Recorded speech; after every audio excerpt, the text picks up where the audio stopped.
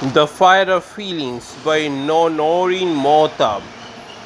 As soon as she arrived, she could sense that something was out of place in her neighbor's house. It was summer. Anita was returning from the marriage ceremony of her close friend. The midnight breeze was too weak to soothe her tired body. She came to know about this mishap by a panicky noise and saw the sky reddened by a fiery glow. She soon realized that the house of her friend and neighbor had caught fire. She reached the spot and found that the fire had gutted the thatch roof of the house. The inmates were desperately bringing out the perishable goods and valuable materials.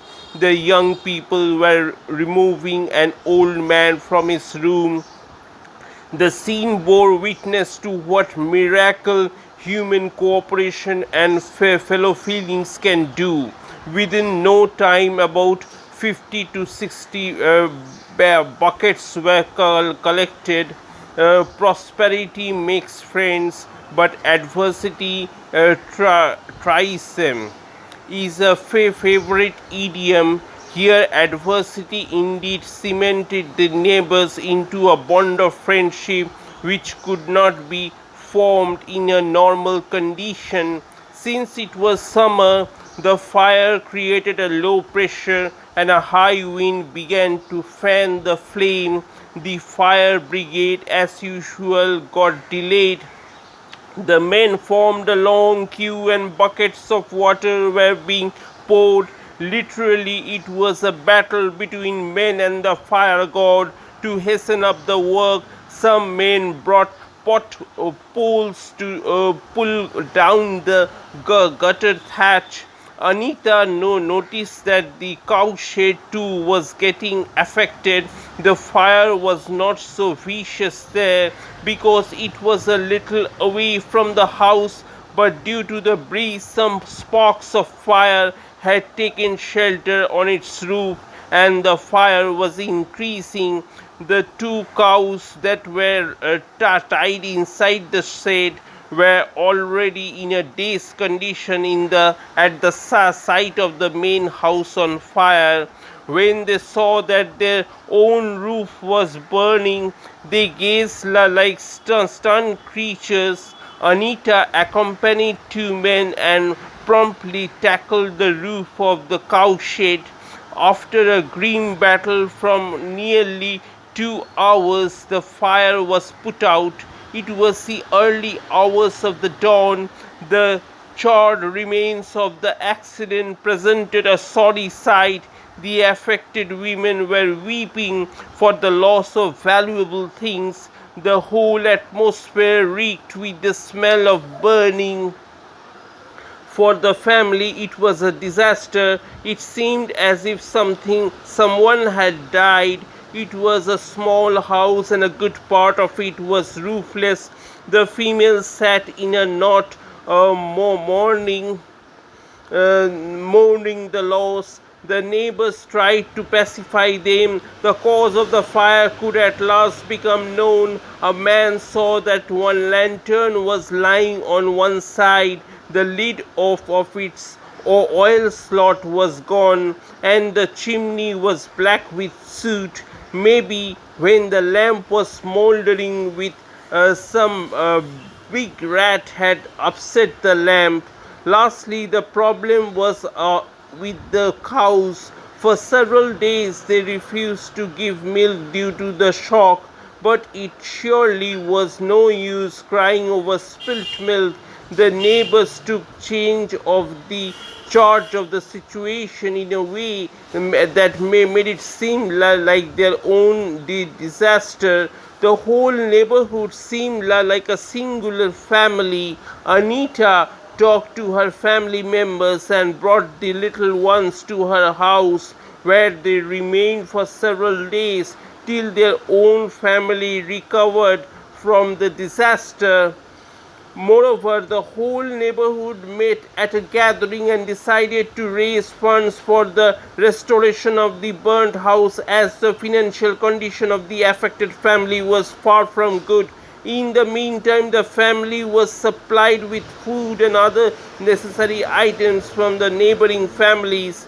This continued for almost 3 weeks before the family was restored to its former condition. But by this time, one thing has been established: the fire of human feelings can put every fire out. The Life and Death of Mr. Madman by Suman Chakraborty. I sat up in bed in cold sweat. I could hear strange noises in the next room. 2 hours had passed since the noise started, and it is still on. It must be Sutapa, who has come back from the morgue where I saw her body. Her severe throat was asking me to separate the head from the body. Sutapa didn't scream much that day. How could she? I tied the hanky very well. Nobody heard her scream, but I knew very well that she wanted to scream. At least her bodily gesture indicated that, but I practically had no other option. I needed to cut her throat neatly so that she could stop telling lies. I thought about the room Sutapa used to live there. She lived there for a long time. She came to know me only since I started living in this hostel. The room is probably lamenting today. Hang on a moment. I forgot Sutapa has come back. The strange noises I have been hearing sound like Sutapa is packing her stuff, as she always used to do when she had to go back to her own house in Delhi.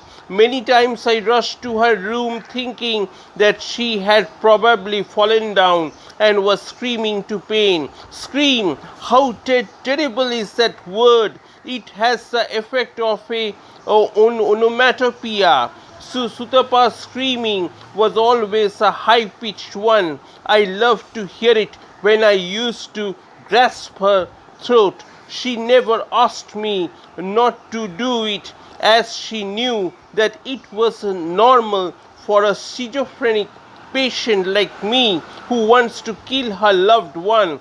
Yes, I loved her passionately. I discovered everything that love can offer, but as I loved her, I started to understand that a lover needs to be bold, must control her beloved. Sutapa was under my control. Even when she thought she was persuading me to go to the psychiatrist, I controlled her. I didn't follow a single word of the doctor. I knew these domineering doctors very well. They always think they are talking to a child. Did I have any other problem save this? I understand everything. I stood first always. I have been loved by my parents, yet they have always been hated by me otherwise. Sutapa too loved me, and she loved me knowing all about my circuitous psyche. I too loved her. Well, I said that before. Did I not? And that's the main problem. And that's why I was waiting right now, thinking that Sutapa or Sutapa's soul wants to kill me. The noise is still on. Well, it needs to be. Sutapa has to pack all her stuff, as she would never return. How can she return again? I shall not allow. I shall kill her again. But before, I need to drink the water with the sleeping pills which lie in my drawer. A liar like Sutapa must not exist anywhere. She lied even to herself. When the doctor asked, she said I hadn't tried to kill her before. That instant the doctor frowned upon her. He did it rightly. I frowned upon her as well. No, she mustn't exist, but I mustn't get delayed. I need to meet her as long as she is in her room. Yes, The pills need to be consumed soon before it is too late.